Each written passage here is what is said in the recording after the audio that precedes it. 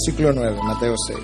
Vosotros pues orad de esta manera: Padre nuestro que estás en los cielos, santificado sea tu nombre, venga tu reino, hágase tu voluntad así en la tierra como en el cielo. Danos hoy el pan nuestro de cada día, y perdona nuestras deudas como también nosotros hemos perdonado a nuestros deudores. Y esto es, y no nos metas en tentación, mas líbranos del mal, porque tuyo es el reino y el poder y la gloria para siempre, jamás. Amén. Padre, gracias te damos por una palabra permanente. No solamente tu nombre es permanente, tu poder, tu reino son permanentes, tu palabra permanece para siempre. Mira que en esta petición final hay mucho que tú tienes que decirnos y hay mucho que tenemos que interpretar.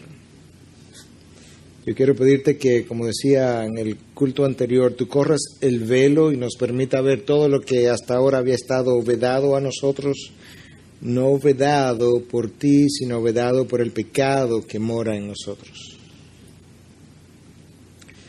Pero ese mismo velo yo quiero que tú vuelvas y lo corra Dios y lo coloques sobre el predicador, como ya te pedía una vez antes. De manera que Él no sea visto y que solamente veamos tu cruz y tu cruz solamente. La persona de Jesús, el Cristo crucificado y ahora resucitado. Cuida del que predica y cuida de los que escuchan. Mira que tu palabra dice que aquel que sabe hacer lo bueno y no lo hace, a ese le es pecado. Esta palabra nos va a hablar de muchas cosas que tendremos que hacer, debemos hacer y que ya sabemos que debemos hacer. De aquí en adelante, si no lo hacemos, me cuenta como pecado. Ayúdanos, Dios, en tu nombre, Jesús. Amén, amén. Bueno, como mencionaba en la oración, esta es la última de las peticiones del Padre Nuestro y es una petición que se ha prestado a mucha confusión por lo que parece decir en la superficie. Ciertamente la expresión "no nos metas en tentación" es un tanto extraña a primera vista, porque parecería que Dios es quien nos empuja a la tentación, que nos quiere tentados y que ahora yo tengo que pedirle que no lo haga. Y no hay nada más lejos de la verdad que ese concepto. Nosotros hemos dicho en múltiples ocasiones que la palabra es su propia intérprete. Es un concepto que viene de los reformadores. La palabra interpreta a la palabra, de manera que yo tengo que preguntarle a la palabra si es verdad que Dios es quien me tienta. Y si la palabra me niega esa afirmación, entonces yo tengo que encontrar otro significado para esas palabras de Jesús, pero tiene que ser un significado que sea congruente con el resto de la revelación. Un simple vistazo a la misma palabra en un pasaje ya no tan oscuro, sino bien claro, me deja ver que Dios no es autor de pecado ni de tentación. Santiago 1, del 13 al 14 dice que nadie diga cuando es tentado, soy tentado por Dios, porque Dios no puede ser tentado por el mal y Él mismo no tienta a nadie, sino que cada uno es tentado cuando es llevado y seducido por su propia pasión. El pastor Héctor ha estado predicando acerca del libro de Santiago, de manera que recientemente probablemente usted haya oído algo acerca de esto, pero con toda claridad la palabra ya nos establece que Dios no es quien me tienta. Pero ahora yo tengo que preguntarme si eso no es el significado de esto que Cristo está diciendo, entonces ¿qué es? Y es en esas situaciones donde el significado de la palabra en su original y los expertos en esos lenguajes como el griego y el hebreo nos pueden ayudar ampliamente, y este es uno de esos casos. La palabra que es traducida aquí como tentación es perasmos, y esa palabra puede significar dos cosas distintas. Una es tentación, como ha sido traducida aquí, y la otra es una prueba, para probar la calidad de algo. A la calidad de mi fe, por ejemplo. Y de hecho, en una de las traducciones al inglés, The New American Standard Bible, la palabra perasmos aparece 21 veces. Y de esas, en 12 ocasiones es traducida como tentación, En 2 es traducida como prueba, como en el caso de Abraham, cuya fe fue probada, y en las otras 7 ocasiones es traducida como prueba en singular o pruebas en plural, en el sentido de tribulación o angustia, dificultad. Y entonces la pregunta que cabe hacer es, ¿cómo yo sé cuándo significa una cosa y cuándo significa otra cosa?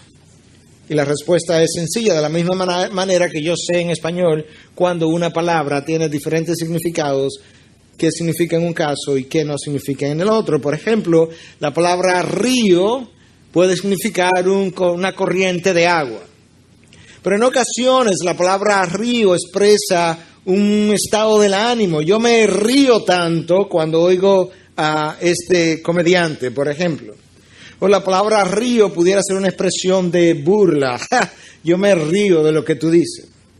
Pero en otras ocasiones la palabra río puede ser parte del nombre de una ciudad del Brasil, como Río de Janeiro. Como yo sé cuándo significa una cosa o la otra, el contexto me lo dice. Yo necesito hacer esa diferenciación porque si no yo pudiera hacer aplicaciones erradas y pudiera decir algo como, cada vez que me acuerdo del Brasil me río de Janeiro. Pero usted no quiere hacer eso. Necesita el contexto. Volviendo al original, perasmos, tentación, prueba. ¿Qué está diciendo Jesús cuando dice, ora de esta manera, Padre, no nos metas en tentación?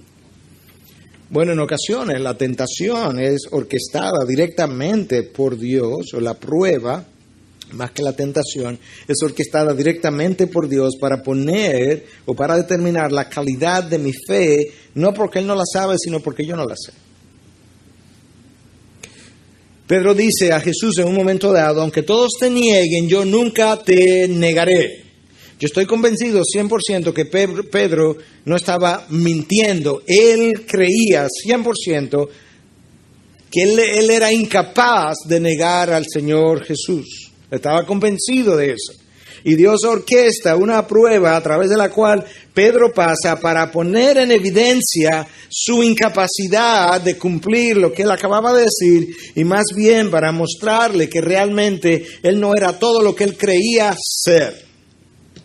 Y ese síndrome de Pedro es nuestro. Todos nosotros nos creemos más sabios, más justos, más santos, más conocedores, mejores entendedores, mejor aplicador de la palabra, si usted quiere, que los demás.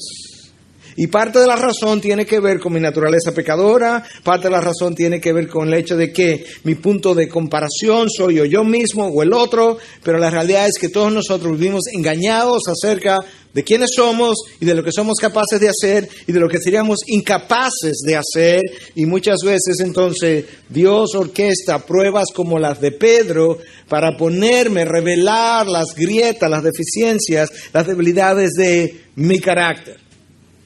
Y eso es algo que es importante. Por eso algunos han pensado, quizás parte de esta petición es de esta manera: Señor, líbrame de ser tan autosuficiente, de no tener la humildad necesaria, de creer que yo puedo más de lo que creo. No me metas en tentaciones como las de Pedro, donde yo tenga que ser probado en mi incapacidad, y mejor permíteme caminar de una manera más dependiente de ti, más humilde, más real de lo que yo soy. Porque luego de decir no nos metas en tentación, como que hay un pensamiento similar, y líbranos del mal. Es como líbrame de este tipo de pruebas y líbrame de aquellas también. Quizás es eso, y eso es como, a la luz de lo que he podido revisar, a mí me parece más lógico. Vamos a revisar un poquito mejor la experiencia de Pedro, porque en eso va a haber revelación para todos nosotros. Mateo 26:33, literalmente estas son las palabras. Entonces Pedro respondiendo le dijo: aunque todos se aparten por causa de ti, yo nunca me apartaré.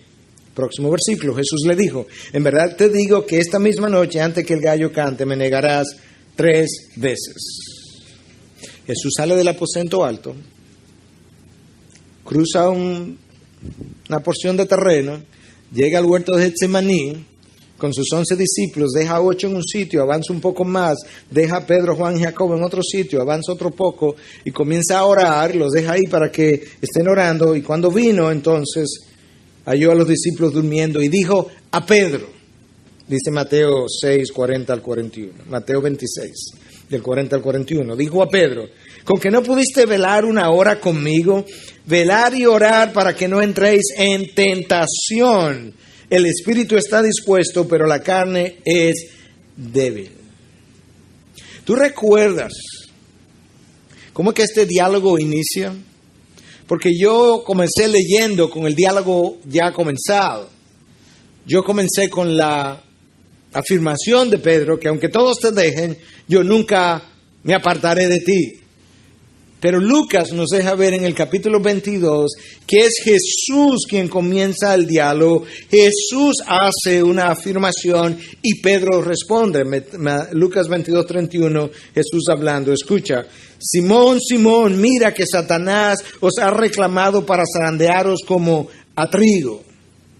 Y ahora si juntamos todos estos versículos, los de Mateo y los de Lucas, y lo ponemos en una sola cadena, tú escuchas esas palabras, Simón, Simón, mira que Satanás os ha reclamado para zarandearos como a trigo. Entonces Pedro le dijo, aunque todos se aparten por causa de ti, yo nunca me apartaré. Jesús le dijo, en verdad te digo que esta misma noche, antes que el gallo cante, me negarás 3 veces. Y ahora en Getsemaní vino entonces los discípulos y los halló durmiendo y dijo a Pedro, ¿con qué no pudisteis velar una hora conmigo? Velar y orar para que no entréis en tentación. El espíritu está dispuesto, pero la carne es débil. ¿Tú escuchaste qué es lo que aquí está pasando? El Señor sabe que Pedro necesita ser probado en la calidad de su fe, en la integridad de su carácter, para revelar a Pedro que él no es lo que Pedro piensa, y el Señor le advierte de antemano. Pedro, Simón, Simón, Satanás ha solicitado permiso. Yo he rogado por ti para que tu fe no falle. Tú vas a fallar en la prueba, pero tu fe va a ser garantizada, va a ser preservada. De hecho, va a ser mejorada. Y entonces Pedro no lo cree, Pedro afirma todo lo contrario. Jesús dice, ok, van para el Getsemaní. Allá en el Getsemaní, Jesús sabe que en unas horas Pedro va a estar entrando en esa tentación, y cuando él regresa de orar, le dice, se encuentra a los discípulos durmiendo, a los 3, de hecho a los 11, y le dice a Pedro en particular, Pedro, no pudiste orar conmigo, ni siquiera una hora, velar y orar para que no entréis en tentación, en perasmos, la que viene de camino y que tú vas a enfrentar en unas horas apenas. Es una prueba de la que yo quisiera que Dios me librara, porque yo no sé si la voy a pasar. Ken Hughes, en el comentario acerca del Sermón del Monte, cuenta una historia de que en una ocasión, en la época de los reformadores, 2 personas fueron encontradas culpables de ser cristianos, de seguir la fe, y al otro día iban a la hoguera. Hubo uno que estaba sumamente convencido y estaba incluso contento la noche antes de que él había sido encontrado digno de sufrir por su Señor y que él soportaría las llamas. Y el otro estaba atemorizado, aterrado de la experiencia, de la posibilidad de que él pudiera negar a su Señor a última hora. Le pidió a su compañero que orara por él, se la pasó en vela orando, temiendo de que él probablemente iba a negar, y llegó la mañana. Llegada la mañana, el que estaba muy confiado negó al Señor. Y el que se pasó la noche aterrado pidiendo por él mismo y pidiéndole a su amigo que orara por él, fue y pasó la prueba y murió quemado sin negar a su Dios. Quizás este Padre nuestro nos está diciendo, Señor, líbranos, no nos metas en esas pruebas, perasmos. Líbranos de yo tener que pasar por ahí. Ayúdame a caminar en humildad, dependiente de ti, creyendo en ti. Ayúdame a no ser tan confiado como Pedro en ese momento. Y además, líbrame del mal, de aquellas tentaciones malignas que quieren destruirme. Habiendo ya santificado su nombre, habiendo querido extender su reino, habiendo pedido por su voluntad, habiendo estado satisfecho con su provisión diaria, habiendo pedido perdón por nuestras deudas y habiendo perdonado a nuestros deudores, ahora es el momento de decirle: Dios, líbrame de las tentaciones, incluyendo aquellas que son solamente para probar mi integridad. Ese es el propósito, uno de los propósitos de las tentaciones, es probar quién yo soy. Y usted pudiera decir, bueno, si uno de los propósitos de las tentaciones es probar quién yo soy, ¿cuál fue el propósito de las tentaciones de Jesús? Exactamente el mismo de las tentaciones de Pedro. Cuando Pedro pasa por la tentación y fracasa, eso puso en evidencia quién Pedro era con toda claridad. No había duda de quién Pedro era. Y al mismo tiempo, cuando Jesús sale del Jordán, lleno del Espíritu Santo, habiendo oído las palabras de su Padre: este es mi Hijo amado en quien tengo complacencia, y él va al desierto y es tentado y triunfa, ese triunfo sobre esa tentación puso en evidencia con toda claridad quién él era, el Hijo de Dios declarado en el Jordán. Propósito de uno, el mismo propósito de la otra. No hay duda, de acuerdo a Mateo 4, Lucas 4, que el Espíritu de Dios lo llevó al desierto. De hecho, Marcos 1:12 dice que el Espíritu de Dios lo empujó, lo impulsó al desierto. Pero pastor, ahí volvemos otra vez. Entonces, Dios es el autor de la tentación. No, el Espíritu de Dios lo llena, lo prepara, lo impulsa al desierto, pero una vez en el desierto, Satanás es quien lo tienta. Hay una gran diferencia entre las pruebas por las cuales Dios me hace pasar y las tentaciones que Satanás trae a mi vida. Y una de las grandes diferencias es que en las pruebas de Dios, su meta es mejorarme, su meta es perfeccionarme, es purificarme, santificarme. En el caso de Satanás es destruirme. Esa es la gran diferencia. Ahora Cristo pasa por la prueba quién Él es. Hoy entonces Él es nuestro sumo sacerdote, y por eso dice Hebreos 4:15, no tenemos un sumo sacerdote que no pueda compadecerse de nuestras flaquezas, sino uno que ha sido tentado en todo como nosotros, pero sin pecado. Ese es Jesús. Señor, ayúdame a confiar en Él. No me permita creerme tan autosuficiente como que yo puedo. No, que su tentación en el desierto y su triunfo pueda ser contado a mi cuenta. Que yo no tenga que ir al patio del sumo sacerdote para probar que yo sería capaz también de negar a Jesús 3 veces.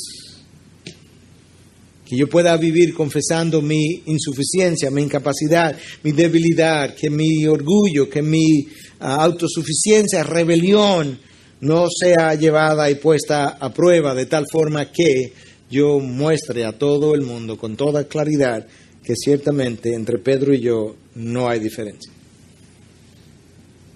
Las tentaciones de Satanás son muy distintas a las pruebas de Dios. Como vimos, Satanás salió de otra manera. Satanás salió más humilde. Pedro salió de otra manera. Pedro salió más humilde. Pedro salió más confiado en Dios. Pedro salió con menos sentido de autojusticia, más conocedor de la naturaleza humana y de su naturaleza, más confiado en Dios porque en su fidelidad le advirtió la prueba que vendría, pero no creyó que vendría. Y ese tipo de prueba, entonces nosotros debiéramos darle la bienvenida, porque tienen un fruto que el mismo Santiago nos habla. ¿Cuál es ese fruto? Santiago 1, 2 y 4. Tened por sumo gozo, hermanos míos, el que os halléis en diferentes peirasmos, pruebas, sabiendo que la perasmos, la prueba de vuestra fe, produce paciencia, y que la paciencia ha de tener su perfecto resultado, para que seáis, aquí viene, perfectos y completos, sin que os falte nada. La intención de las pruebas de Dios es que tú y yo podamos ser perfectos y completos, para que no nos falte absolutamente nada. Ese no es el diseño de la tentación de Satanás. Es interesante porque el texto de Mateo 6:13 dice, líbranos del mal. El verbo ahí está en imperativo, es como una orden, como si le estuviéramos dando una orden a Dios, pero obviamente a Dios no le damos órdenes, pero sí nos habla del sentido de urgencia, la intensidad con la que yo debiera estar orando continuamente y pidiéndole a Dios continuamente que me libre del mal, que me libre de mis pruebas, de mis tentaciones, que yo no tenga que ser metido en una de ellas para ser probado. Y la palabra ahí para librarme en el original, ruomai, habla de ser rescatado de una situación de peligro. Señor, yo vivo en una situación de peligro constante. Mi naturaleza pecaminosa es débil, mi naturaleza pecaminosa es seducible y las tentaciones en el mundo abundan. Rescátame de las situaciones de peligro en las que yo me encuentro continuamente. Porque si hay algo que nosotros sabemos de nosotros mismos es que somos altamente vulnerables a las tentaciones. La historia del hombre está ahí. Pedro es un buen representante de cómo somos. Si nos creemos mejores que Pedro, probablemente nos encontraremos en la misma experiencia de Pedro. Pero yo necesito entender dos cosas, mi naturaleza humana y la anatomía de la tentación. Usted ha visto la anatomía de un cuerpo humano, por lo menos la anatomía ósea. Eso le da una idea de cómo luce por dentro. Yo quiero que veamos hoy cómo luce la tentación por dentro, porque si yo puedo entender mejor mi naturaleza pecadora, incapaz, débil, a pesar de que el espíritu está dispuesto, y yo puedo conocer también mejor la anatomía de la tentación, yo podré discernir mejor cuando algo viene de Dios, cuando algo viene de Satanás, y podré triunfar más frecuentemente. Y lo primero que yo quiero mencionar es que por diseño la tentación tiene como base el engaño y como meta la caída.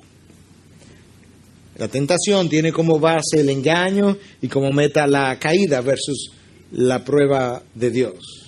Satanás te esconde lo que él te está brindando en un papel de regalo y te le pone una moña y luce atractivo. Dios te le quita el papel a la prueba para que tú la veas de antemano y te prepares. Simón, déjame quitarle el papel a esta tentación que viene de camino. Yo quiero que tú la conozcas de antemano. Yo quiero que te prepares. Pues yo no voy a caer, Señor. Ok, Simón. En Getsemaní, Pedro, velar y orar para que no entres en tentación. Y en la medida en que yo reflexionaba sobre esto y miro mi vida hacia atrás, yo pude descubrir que ciertamente en los momentos en que tú fallas, de alguna u otra manera, Dios te ha advertido lo que venía de camino, pero yo no supe velar y orar y me dormí. Y al dormirme, entré en el perasmos. Y fallé. Y tú también. Pero Dios nos prepara, no nos engaña, no nos esconde las pruebas. Satanás nos esconde las tentaciones de una manera extraordinaria. Y nos las hace lucir atractivas. Y todavía son más atractivas de lo que lucen porque mi naturaleza pecadora es deslumbrada por todo aquello que brilla y que parece bueno. Y ahí entonces nosotros somos autoengañados una y otra vez, porque cuando Satanás viene a mí, me hace una oferta, me presenta esto como algo que va a traer un beneficio o a mí o a la otra persona. Esta fruta no te va a hacer daño, Eva. ¿Cómo tú vas a pensar eso? Te va a hacer bien. De hecho, tú vas a ser, y tú, Adán, también, como Dios. ¿Te das cuenta cómo esto está envuelto ahora? En algo que brilla, algo que es bueno, algo que a mí me va a beneficiar. Adán, va a beneficiar a tu esposa también, va a beneficiar al otro. Y de repente yo comienzo a creerme lo que Satanás me está tratando de vender. ¿Por qué? Porque mi naturaleza pecadora también es fácilmente atraída y de repente ahora yo soy sorprendido. Cuando algo es encubierto como el anzuelo que se le tira al pez y tiene una, ¿cómo se llama? Una carnada. Eso está escondiendo la aguja del anzuelo, la punta del anzuelo. Eso es exactamente como la tentación funciona. Y Satanás trata de que yo no vea realmente lo que hay detrás del papel que él está usando para envolver su presentación y engañarme. Y lo hace, esta tentación todavía es mucho más seductora porque a nuestra naturaleza pecadora le encanta la tentación. La razón por la que nosotros coqueteamos con el pecado es porque disfrutamos las tentaciones. Si no, usted no la entretuviera en sus manos, no la tuviera en sus manos o no la tuviera de forma repetitiva, sino que simplemente la rechazara. No, pastor, pero a nadie le gusta pecar. No, un momento, nuestra naturaleza pecadora le encanta pecar. Lo que a nosotros no nos gustan son las consecuencias del pecado. Nosotros vivimos orando porque tenemos miedo a las consecuencias del pecado, pero si Dios nos quitara las consecuencias del pecado, nosotros viviríamos nadando en el pecado todos los días, porque a la naturaleza pecadora le encanta ese milieu, ese hábitat. Por eso entretenemos y coqueteamos con el pecado una y otra vez. Esa es la realidad. Entonces, el maligno que me conoce, que nos ha estudiado desde el jardín del Edén, que nos ha seguido, él sabe cómo hacer eso y él busca un momento donde yo tenga un deseo. Y entonces ahora que yo tengo un deseo, él me proporciona la forma de yo llevar a cabo, llenar mi deseo. Y entonces, en la medida en que mi deseo se prolonga, yo voy sintiendo que ese deseo ya no es un deseo, es una necesidad. Y cuando la necesidad sentida, pero no real, es presentada con la manera de llenarla, eso hace un paquete altamente seductor. ¿Tú has leído bien el texto de Mateo 4 y Lucas 4, lo que dice? Al final de los 40 días, Satanás tentó a Jesús para que convirtiera las piedras en pan. ¿Y por qué no vino al día primero? No, porque él no tenía hambre. Es en el momento del deseo, en el momento en que yo pudiera incluso estar pensando, es que ya esto ha pasado mucho tiempo, esto es una necesidad que yo tengo, y ahí entonces él te presenta cómo puedes llenar la necesidad. Lo que él no te dice es que esta manera de hacerlo es ilegítima. Ahí donde el papel viene y lo cubre y le pone su moña, porque él no te deja ver que es ilegítima. Y entonces el poder seductor de la tentación comienza a funcionar. Y yo comienzo a creerme que realmente esto es una necesidad. De hecho, llega un momento en que no solamente creo que es una necesidad, sino que yo creo que yo merezco esto. Porque ha pasado tanto tiempo, estoy tan cansado, yo merezco un trago a relajarme. Yo merezco, bueno, no me gusta el alcohol, yo merezco un poco de esta pornografía porque me relaja, y es un ratico nada más.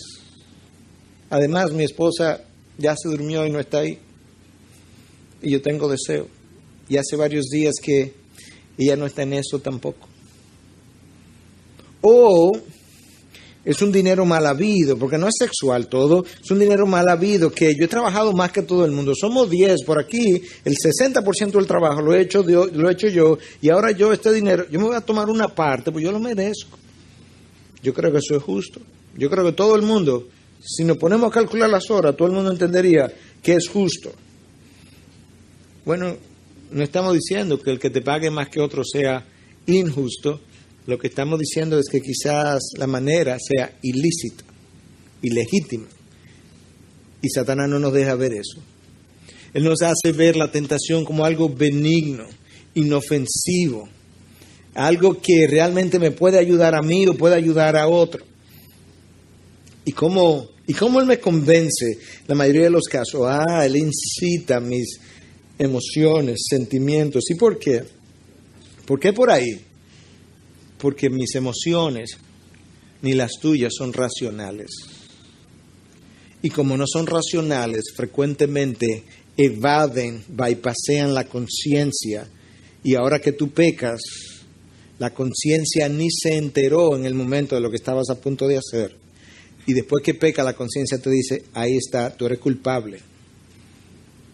Bueno, pero ¿por qué no se activó más fuertemente antes de? Muchas veces lo hace, pero otras veces ha sido bypasseada, ha sido evadida, la tentación es evasiva y luego entonces las emociones que no son racionales no fueron descifradas por la conciencia hasta que yo caí y ya es muy tarde, porque ya el daño está hecho.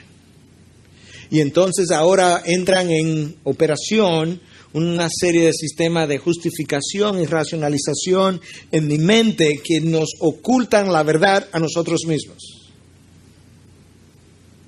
Y vivimos tranquilos hasta que Natán aparece y nos confronta. La oración que nosotros tenemos delante del Padre Nuestro es precisamente, está apelando al final a que Dios, tú interven, Dios, tú conoces mi debilidad, tú conoces cómo nosotros tenemos que ser metidos en tentación, en pruebas, para ser probada nuestra calidad de la fe. Por Dios, evítanos eso, líbranos del mal o del maligno, por lo vulnerable que nosotros somos. Mi Padre sabe que Él no quiere que su Hijo caiga, pero lamentablemente nosotros no hacemos todo lo que nos toca hacer. Y entonces en esa tentación que tiene una anatomía bien compleja, es una tentación que llega a nosotros originalmente o inicialmente muy sutil. Es como, esta es la tentación, ¿verdad? Voy a ilustrar con este caramelo. ¿Tú quieres este caramelo? ¿Qué fue? No, un caramelo. Pero déjame ver qué caramelo. No, un caramelo. ¿Y qué marca es el caramelo? ¿Tú quieres saber la marca del caramelo? ¿La quieren?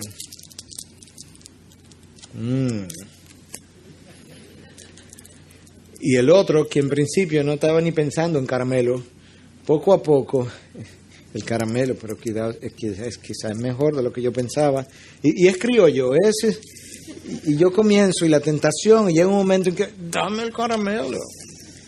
Porque la tentación, parte de su dinámica es que es escalonada, va subiendo de intensidad, con lo cual va produciendo cada vez más en mí el deseo de yo querer esto que se me está ofreciendo. Y en eso muchas veces entonces logra evadir mi conciencia y ahora yo soy presa fácil. Lamentablemente, eso es como muchas veces ocurre. El maligno entonces, él se reserva su última carta para el final. Porque como parte de la anatomía de la tentación, esta es la última, donde él la saca y dice, mira lo decepcionante que es, ya caíste. Él la saca debajo de la manga, como dice en inglés, porque nunca te entrego lo que te prometí. Te lo quito. Fue una promesa falsa. Mira lo efímero del placer. Mira lo corto de la relación.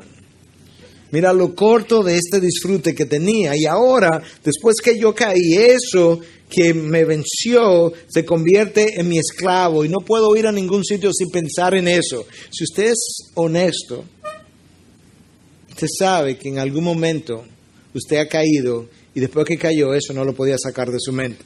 Eso es exactamente lo que Pedro nos dice en su segunda carta, en 2:19, dice, uno es esclavo de aquello que le ha vencido. ¿Usted ha sido vencido alguna vez?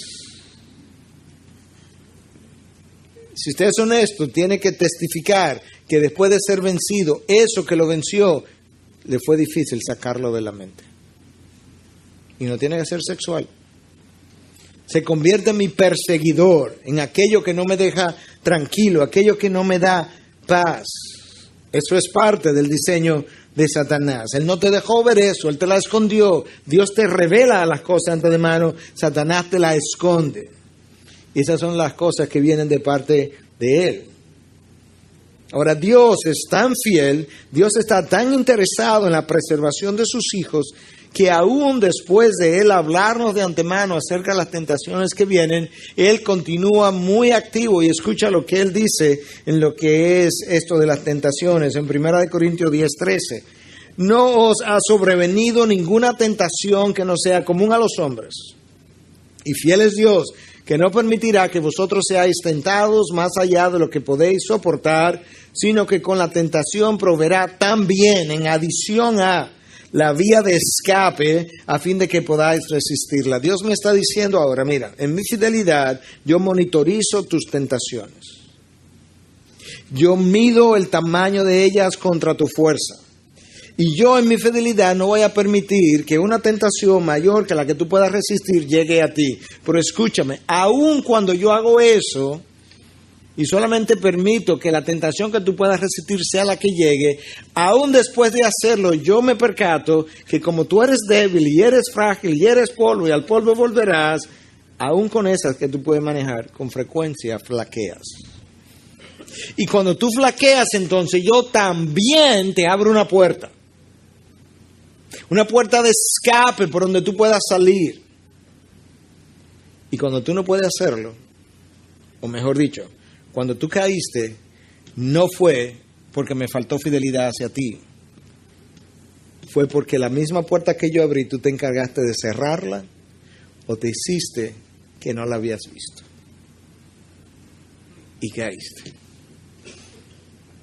Ahí está Dios tratando de protegernos de nuestras tentaciones. Dios es soberano, Dios es orquestador y por tanto, bueno, si Dios es soberano, Dios es orquestador, entonces las tentaciones que llegan a mí obviamente han sido permitidas por Dios, sin lugar a dudas, pero han sido permitidas con un propósito y uno de los mayores propósitos es revelarme el verdadero yo. Pero yo tengo que recordar, hermano, que lo que a mí me tienta es lo que yo deseo. De manera que yo ahora le puedo quitar la acusación al tentador y saber que lo único que a mí me atrae es lo que mi carne quiere. Algunos de ustedes, hablando de forma formal o informal, han hablado muchas veces de la comida, cómo lo tienta y cómo comimos de más, yo que estaba en una dieta. Han hablado de eso, ¿verdad? Pero yo nunca me he sentido tentado por una Toyota, por ejemplo. No, eso no me va a tentar. Eso no es parte de mi naturaleza. Mi naturaleza carnal no le gustan las Toyotas. Usted la puede decorar de todas las formas posibles y yo no me voy a sentir tentado a comerla. Por tanto, cuando se trata de otra cosa donde yo caigo, mi naturaleza quería eso. ¿Cómo? En ocasiones, yo no debía haberme comido un helado por mi diabetes. Quizá la glucosa no estaba en el mejor nivel y caí y me lo comí. Sí, pero a mí me encanta el helado. Así mismo ocurre a nivel de las tentaciones en el resto del plano espiritual. De tal manera ahora que una de las cosas que Dios hace cuando permite que estas tentaciones lleguen a mí, si yo quiero verlo bíblicamente, es que me van a revelar lo que yo soy y por tanto usa eso para luchar contra eso que tú eres, para que lo deshaga y pueda llegar a ser algo mejor. Y tienes mi poder, tienes mi espíritu, tienes mi nombre para hacerlo. Tienes mi gracia. Y en la oración del Padre Nuestro es un buen recordatorio porque yo comienzo diciendo Padre. Y al decir Padre Nuestro me estoy recordando que en mi condición de hijo yo tengo a alguien que está a mi favor y no en contra mía. Yo tengo a alguien que no me quiere ver caído, tengo a alguien que me quiere ver levantado y Él está a favor mío. Y es a ese quien yo estoy ahora acudiendo diciendo, oh Dios, no me metas en tentación, ayúdame a caminar humildemente bajo tu gracia, bajo tu autoridad, para que yo no tenga que pasar por la experiencia de Pedro. Y además, líbrame del mal, líbrame del maligno, porque yo no quisiera estar estar ahí. Somos seducidos por la tentación. Yo debo recordar también que no solamente lo que me tienta es algo que es parte de mi naturaleza y parte de lo que yo deseo, sino también que cuando yo soy tentado, prácticamente invariablemente, yo he sido tentado otras veces en la misma área. Raramente, si alguna vez podemos decir, nunca me habían tentado ahí. ¿Y por qué eso es importante? Bueno, porque si en la vez anterior o veces anteriores yo no caí, yo tengo que determinar qué fue lo que yo hice para no caer, para que vuelva y lo implemente esta vez y vuelva a no caer. Porque de lo contrario, yo voy a tropezar otra vez. En segundo lugar, tercer lugar, yo necesito recordar que cuando la tentación llega a mí, llega vía un pensamiento que entra a mi mente.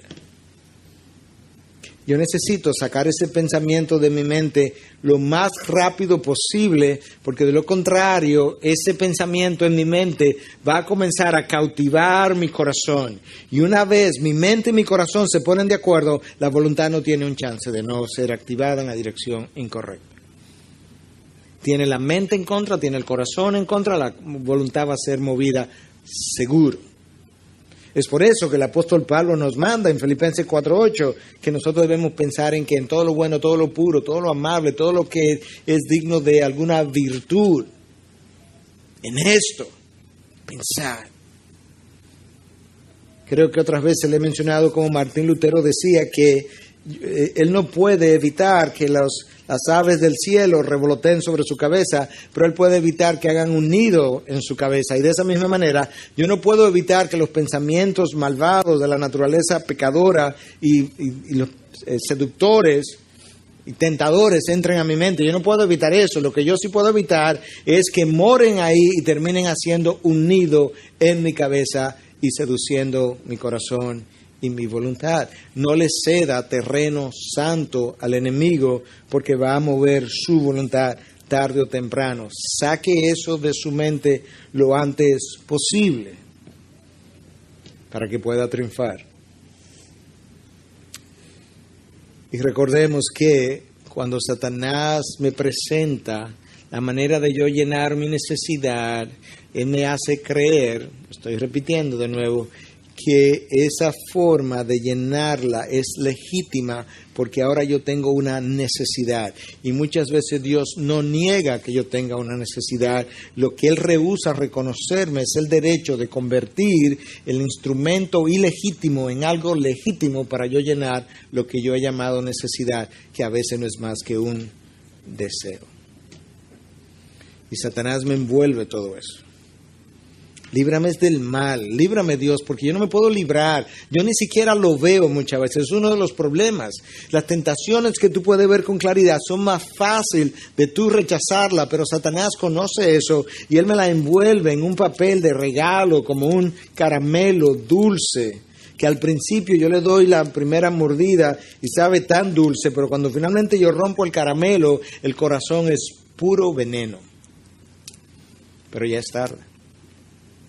Ya el veneno ha entrado a mí. Y en esta oración, Cristo nos da en cierta manera una fórmula para yo vivir por encima de mis tentaciones y de mis caídas y de mis derrotas. Tú tienes que honrar su nombre. Preguntémonos si esto que hice, que hago, que voy a hacer, va a honrar su nombre. Yo tengo que buscar su reino para que éste pueda ser expandido. Contribuye esto a la expansión de su reino. Yo tengo que someterme a su voluntad. Yo tengo que vivir complacido con su provisión diaria. Yo tengo que vivir perdonando y pidiendo perdón por mis pecados. Y ahora yo tengo que vivir una vida de absoluta dependencia de Dios, pidiéndole a Él que Él me libre del mal y me impida tener que yo entrar en tentaciones o pruebas como las de Pedro, donde yo tenga que ser probado. No me metas en esos, Dios, pero ayúdame a mí a caminar dependientemente de ti. Y yo tengo manera de vivir entonces de esa forma confiadamente, y las maneras o las razones por las cuales yo puedo vivir confiadamente en lo adelante es porque Dios me ha hecho revelaciones que me son suficientes para yo tener confianza. En primer lugar, Él me ha dado su paternidad. Él me creó para su gloria. Cuando yo me perdí, Él fue y me buscó. Cuando el pecado me dañó, Él fue y me regeneró. Y cuando yo andaba vagando por el mundo sin ninguna familia a la cual pertenecer, Dios me adoptó. Él es mi Padre, Él me ha dado su nombre, Él me ha hecho ciudadano de su reino. Él me ayuda a cumplir su voluntad, poniendo en mí el querer y el hacer. Él provee para mí todos los días, Él perdona mis pecados y ahora Él está dispuesto a librarme de las tentaciones. ¿Por qué? Porque Él es mi Padre. Yo puedo confiar en la persona que me ha dado su paternidad.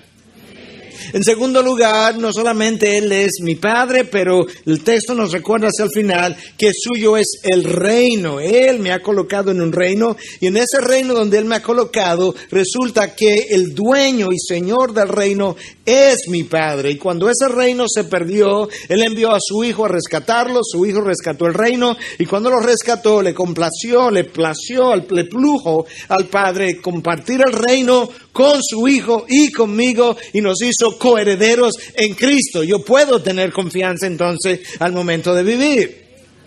No solamente Él es mi Padre, no solamente suyo es el reino, pero suyo es el poder. Él ha puesto el poder que resucitó a Cristo de entre los muertos, lo ha puesto a morar en mí y obra poderosamente en mí. Es ese poder que me santifica, que me va a glorificar eventualmente, que me preserva, que me guarda, que me ha sellado. Ese es el poder que me preserva hasta el final, y por tanto yo puedo vivir en victoria en el día de hoy.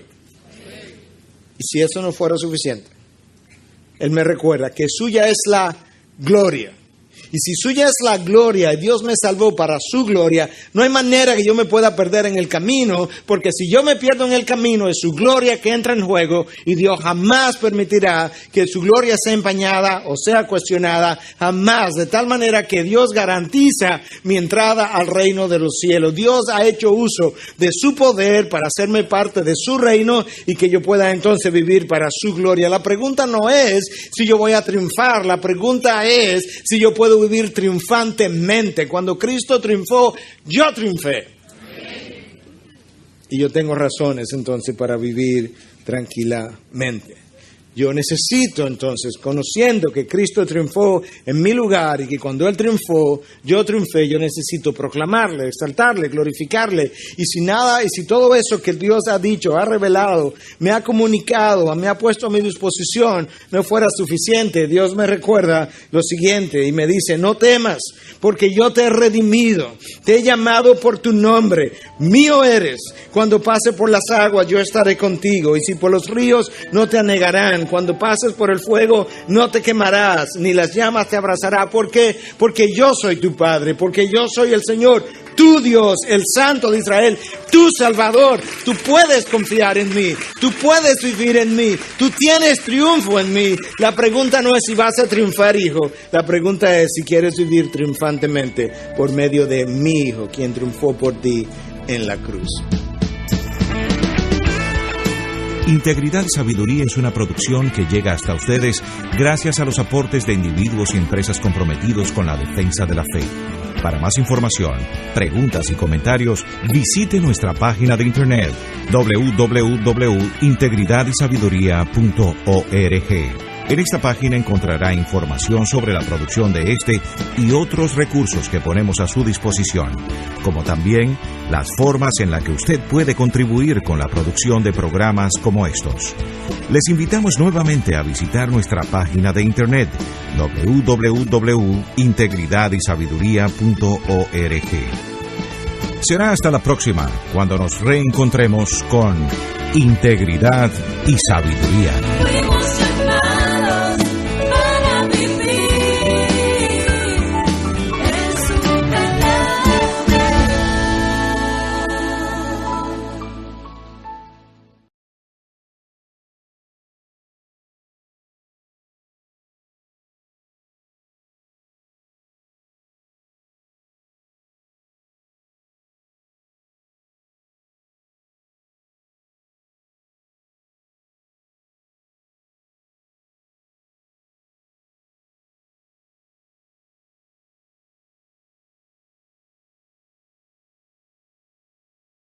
Jesús, el Cristo crucificado y ahora resucitado. Cuida del que predica y cuida de los que escuchan. Mira que tu palabra dice que aquel que sabe hacer lo bueno y no lo hace, a ese le es pecado. Esta palabra nos va a hablar de muchas cosas que tendremos que hacer, debemos hacer y que ya sabemos que debemos hacer. De aquí en adelante, si no lo hacemos, me cuenta como pecado. Ayúdanos, Dios, en tu nombre, Jesús. Amén, amén.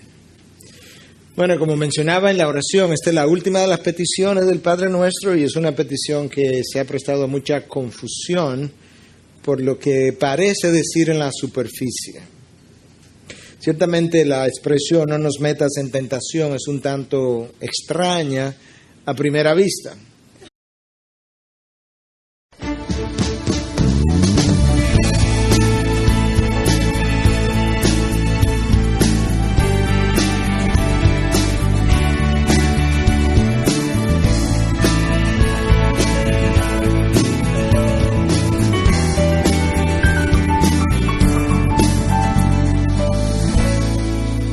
Versículo 9, Mateo 6. Vosotros pues orad de esta manera: Padre nuestro que estás en los cielos, santificado sea tu nombre, venga tu reino, hágase tu voluntad así en la tierra como en el cielo. Danos hoy el pan nuestro de cada día y perdona nuestras deudas como también nosotros hemos perdonado a nuestros deudores. Y esto es, y no nos metas en tentación, mas líbranos del mal, porque tuyo es el reino y el poder y la gloria para siempre, jamás. Amén. Padre, gracias te damos por una palabra permanente. No solamente tu nombre es permanente, tu poder, tu reino son permanentes, tu palabra permanece para siempre. Mira que en esta petición final hay mucho que tú tienes que decirnos y hay mucho que tenemos que interpretar. Yo quiero pedirte que, como decía en el culto anterior, tú corras el velo y nos permita ver todo lo que hasta ahora había estado vedado a nosotros, no vedado por ti, sino vedado por el pecado que mora en nosotros. Pero ese mismo velo yo quiero que tú vuelvas y lo corra a Dios y lo coloques sobre el predicador, como ya te pedía una vez antes. De manera que Él no sea visto y que solamente veamos tu cruz y tu cruz solamente. La persona dejó por Dios, porque Dios no puede ser tentado por el mal y Él mismo no tienta a nadie, sino que cada uno es tentado cuando es llevado y seducido por su propia pasión. El pastor Héctor ha estado predicando acerca del libro de Santiago, de manera que recientemente probablemente usted haya oído algo acerca de esto, pero con toda claridad la palabra ya nos establece que Dios no es quien me tienta. Pero ahora yo tengo que preguntarme si eso no es el significado de esto que Cristo está diciendo, entonces ¿qué es? Y es en esas situaciones donde el significado de las palabras en su original y los expertos en esos lenguajes como el griego y el hebreo nos pueden ayudar ampliamente, y este es uno de esos casos. La palabra que es traducida aquí como tentación es perasmos, y esa palabra puede significar dos cosas distintas. Una es tentación, como ha sido traducida aquí, y la otra es una prueba, porque parecería que Dios es quien nos empuja a la tentación, que nos quiere tentados y que ahora yo tengo que pedirle que no lo haga. Y no hay nada más lejos de la verdad que ese concepto. Nosotros hemos dicho en múltiples ocasiones que la palabra es su propia intérprete. Es un concepto que viene de los reformadores. La palabra interpreta a la palabra, de manera que yo tengo que preguntarle a la palabra si es verdad que Dios es quien me tienta. Y si la palabra me niega esa afirmación, entonces yo tengo que encontrar otro significado para esas palabras de Jesús, pero tiene que ser un significado que sea congruente con el resto de la revelación. Un simple vistazo a la misma palabra en un pasaje ya no tan oscuro, sino bien claro, me deja ver que Dios no es autor de pecado ni de tentación. Santiago 1, del 13 al 14 dice que nadie diga cuando es tentado, soy tentado